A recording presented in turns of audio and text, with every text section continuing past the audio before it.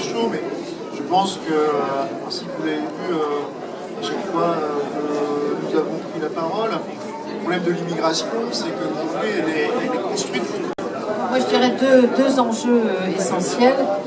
Le premier enjeu, c'est celui qu'on constate aujourd'hui, c'est qu'on est assez d'accord, en fait. À monsieur le maire d'Argenteuil, Georges Meutron, et puis au nom du bureau ici présent de l'association Sous les couvertures, Agnès Rennemann, notre présidente. Merci Dominique, bonjour à toutes et à tous. Avec Christine Robion, ma vice-présidente à la culture, nous sommes heureux d'être aujourd'hui parmi vous pour cette 3e édition du Salon du Livre et des Lecteurs.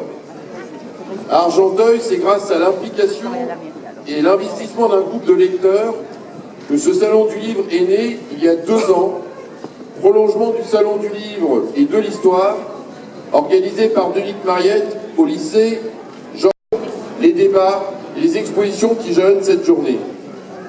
La passion de ce groupe de lecteurs a fait des émules et s'est rapidement propagée. De nombreux partenaires locaux, férus de culture, avides de partage ou simplement intéressés par ce beau projet, participent activement au salon.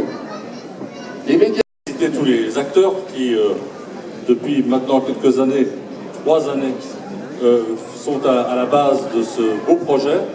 Je me souviens des débuts, j'ai vu un certain nombre d'acteurs autour de moi tout à l'heure, où il y avait quelques personnes qui venaient lors du week-end associatif, quelques personnes, et vous voyez que vous avez fait beaucoup de petits depuis, et le titre, aujourd'hui, va très bien avec la journée et le climat, parce que sous les couvertures, vous avez réussi à sortir justement un certain nombre de personnes ici de leur couverture. Et je pense que c'est assez sympa parce que le froid de ce matin ou le froid de cette journée, plus on a vécu un début de janvier qui a été épouvantable sur le plan des événements. On a malheureusement écrasé quelques écrivains ou quelques dessinateurs. Et je voulais, si vous le permettez, moi aussi dédier ce salon à ceux qui ont malheureusement disparu, assassinés les 7 et 9 janvier dernier. Donc merci à toutes et à tous. Je pense que là, vous avez une graine très forte de salon futur. Et je voulais, encore une fois, sachant l'organisation que ça représente, je voulais, et les uns et les autres, les féliciter au nom du conseil municipal. Encore de beaux salons en perspective. Merci à toutes et à tous. Auquel vous pouvez adhérer, bien sûr, cet après-midi, Agnès Rennemann. Alors, pour commencer, je voudrais saluer le public qui est venu encore plus nombreux que l'an passé. Je veux également saluer les membres de l'effort de communication réalisé par l'agglomération. En les remerciant, je remercie le maire et le député président de l'agglomération et leurs adjoints à la culture et à la vie associative, mais à travers eux, bien sûr, je remercie tous les Argenteuillais. Merci au Vieil Argenteuil, merci au Lions Club, aux Ateliers du 5, au Club numismatique de la MJC, qui par ailleurs tient son salon dans cette même salle le week-end prochain. Merci aux médiathèques de la ville d'Argenteuil et à sa directrice.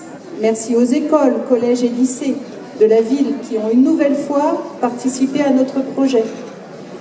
Merci à Françoise, particulièrement de l'inspection d'Argenteuil, qui, comme conseillère pédagogique, a conduit ce projet auprès des enseignants des écoles. Sous les couvertures se veut une communauté de lecteurs qui lisent, mais qui veulent surtout échanger sur leur lecture. Elle est aussi une association qui agit pour la défense des libraires indépendantes qui existent au cœur des villes. Sans la librairie Le Presse-Papier, sans Gilles et Catherine, sans tout le personnel de la librairie, les uns et les autres investis dans notre projet, celui-ci n'existerait pas. Sous les couvertures, agit pour la culture, celle qui élève et qui permet de comprendre les autres. Cet événement de ces dernières semaines, les événements de ces dernières semaines, exigent ce beau combat. Pour la 3e année, nous sommes en train de réussir notre salon. Notre aventure continue. Aussi, je ne veux pas être plus longue. Il nous reste 4 heures. Profitez-en pour découvrir des ouvrages que vous ne connaissiez pas, pour échanger avec ceux qui les ont choisis, reconnaissables à leur petit badge. Profitez-en pour assister aux conférences, pour en discuter au bar. Bref, bonne fin de salon et merci encore à vous tous d'être là. Merci.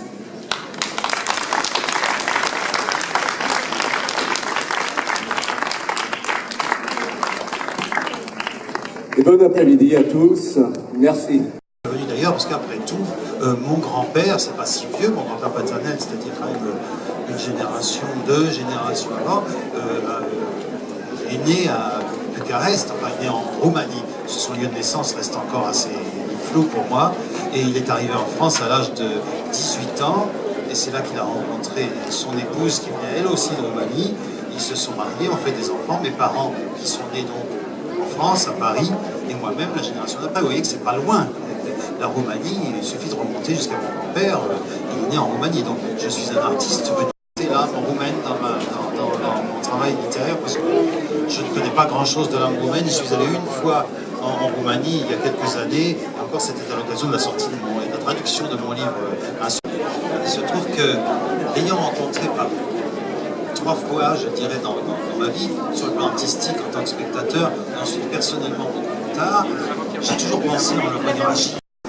Où évidemment, étant moi-même psychanalyste, passionné de psychanalyse, romancier, passionné de littérature, amateur de danse, passionné de danse, il fallait que ça arrive. Cette rencontre entre les 3 était l'occasion de donner naissance à un roman où on pouvait imaginer ce qu'aurait donné la rencontre de Ludovic Nourieff avec un psychanalyste, tout en me disant que ça serait sûrement explosif. C'est pour ça que ça m'a donné l'idée d'un roman, en me disant que probablement la rencontre donnerait lieu à quelques épisodes de fascination mutuelle, et que c'était un bon sujet de roman que d'imaginer le psychanalyste lui-même remettant en question sa pratique et sa neutralité et sa méthode de travail en face de quelqu'un dont la personnalité est tellement...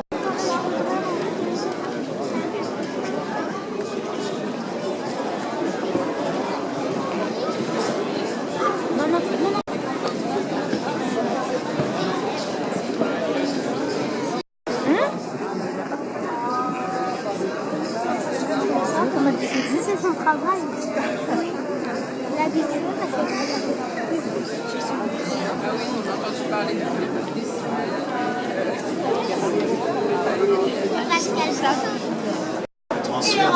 Bon, qui n'arrivait à répondre à la demande du psychanalyste avec empressement. Là, c'est moi qui répondais avec empressement à la demande de Rodolphe Feuillard, parce qu'il incarnait forcément pour moi quelque chose de l'ordre d'une autorité, voilà, inconsciente en tout cas, et j'ai répondu tout de suite.